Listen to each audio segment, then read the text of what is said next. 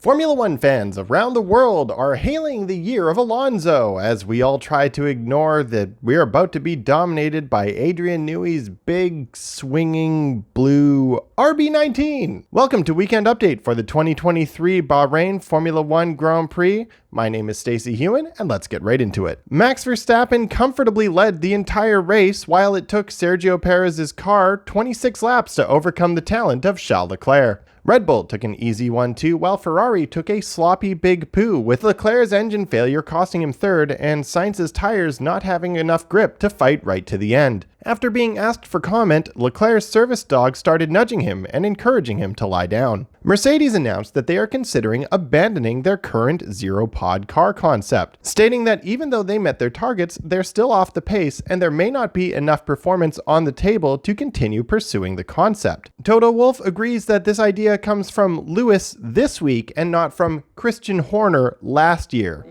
Problem, change your fucking car. With Sebastian Vettel off the grid and Fernando Alonso's recent success, Lewis Hamilton has been promoted to Chief Has-Been. If you're on the fence about being happy for Alonso because you're sad that Aston Martin didn't get good until after Sebastian already left the team, don't be. This is much better than watching a grown man that circles the globe 8 times a year to burn dead dinosaurs all weekend cry about climate change. Aston Martin put their fellow Mercedes customer team McLaren to shame this weekend with their 3-6 finish, especially since one of their drivers had messed up wrists. When asked what it is that Aston Martin has that McLaren doesn't, Fernando Alonso replied, "The Riz."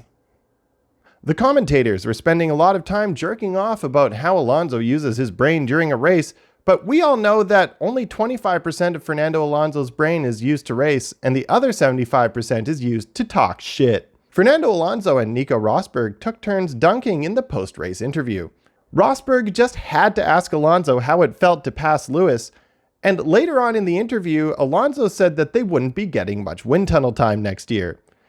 I have to admit, it was a little bit weird to watch two grown men whip out and compare erections in public, but I think we're all just happy for Fernando.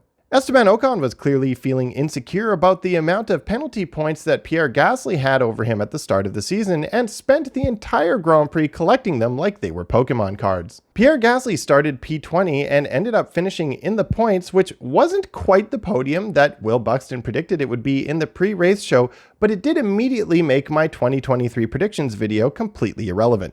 For the poll of the week before the race, I asked which of the two Haas boys will come out on top this season.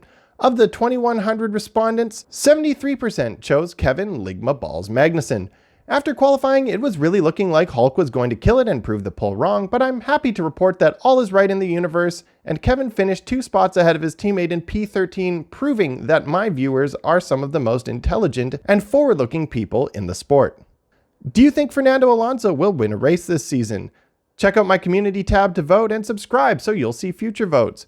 Of course, if you want to support the channel, you can be like my lovely patrons who subscribe at patreon.com/fiends. They get early access, as well as ad-free, uncensored content, and original memes that are not posted anywhere else on the internet. All that because they support Fiends, where the F1 never ends.